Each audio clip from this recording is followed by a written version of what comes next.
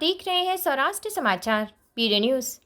उल्हासनगर महानगर पालिका की सत्ता पर काबिज शिवसेना और भारतीय जनता पार्टी में दरार बढ़ती ही जा रही है और ऐसा लगता है कि यह गठबंधन अधिक दिनों तक बरकरार नहीं रह सकता है।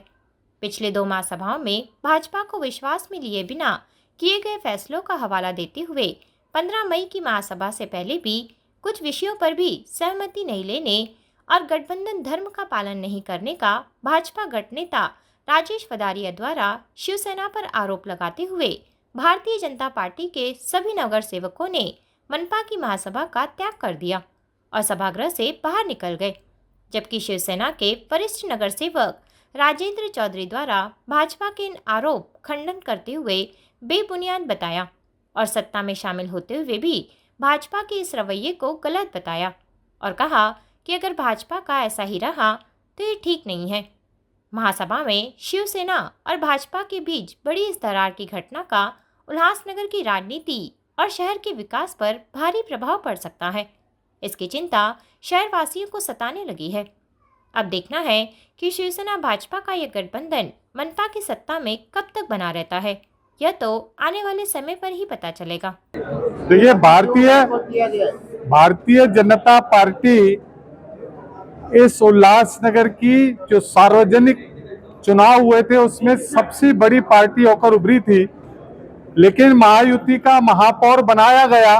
हमें ऐसी अपेक्षा थी कि महापौर और सारे लोग भारतीय जनता पार्टी के साथ मिलकर चलेंगे, लेकिन मेरे अध्यक्ष ने बताया एक बार नहीं 3 बार यह इस तरह से काम कर रहे हैं जिस तरह से कि हम युति में नहीं हो। कहीं न कहीं मुझे जो मूल रूप के शिव सैनिक है उनसे कोई शिकायत नहीं है, लेकिन जो नए नए शिव सैनिक बने हैं और अपने आप को बड़ा शिव सैनिक अपने आप को साबित करने में लगे हैं, उनकी शायद शरारत हो सकती है। प्रदीप जी, किस तरफ आपका इशारा है? कौन नए नए नगर सेवक बने? देखिए, भारतीय जनता पार्टी और शिवसेना की युति उल्लासनगर में 1984 से है और हम जिनके साथ लड़ते थे वही आज शिवसेना में बैठकर राजा बन गए हैं, तो कहीं न कहीं बाकी काम तो आपने भी करना चाहिए। किसका नाम है? कहीं ना कहीं उल्लासनगर में शिवसेना द्वारा बीजेपी को दबाया जा रहा है। भारतीय जनता पार्टी को लोगों का इतना बड़ा आशीर्वाद प्राप्त है। अभी अभी आपने चुनाव में देखा, बंगाल हो, असम हो, पांडेचेरी हो, उल्लासनगर हो, लोगों का हम काम करते हैं। हमारे आदरणीय प्रधानमंत्री, हमारे मुख्यमंत्री, हमारे प्रदेश अध्यक्ष निरंतर लोगों के बारे में सोचते हैं। भारतीय जनता पार्टी को कोई दबा नहीं सकता, यह उनको सोचना चाहिए, हमारे मित्र दल को, कि कहीं उनका निर्णय गलत तो नहीं हुआ है। जैसे आपके अध्यक्ष ने कहा कि जो स्थानिक निर्णय होते हैं, लोकल निर्णय, तो हमको ऊपर प्रदेश के लोगों से, नेताओं से पूछने की जरूरत नहीं पड़ती, हम अपने स्वयं खुद लेते हैं। तो क्या भारतीय जनता पार्टी शिवसेना के साथ में यूपी में रहेगी?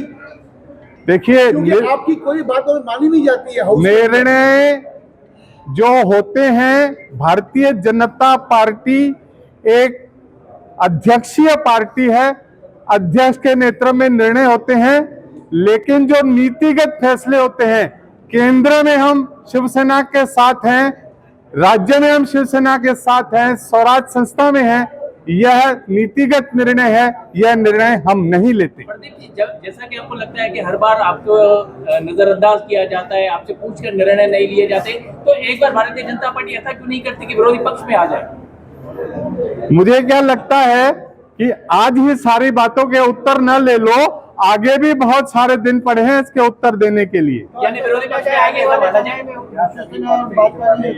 ऐसा समझा जाए। मैंने कहा केंद्र में हम सत्ता में हैं, राज्य में हैं, नैसर्गिक रूप से हमारी शिवसेना के साथ युति है। यहाँ उल्लासनगर में निसर्ग के साथ कुछ अनिसर्ग मिक्स हो गया है, उसको सुधारने की आवश्यकता है।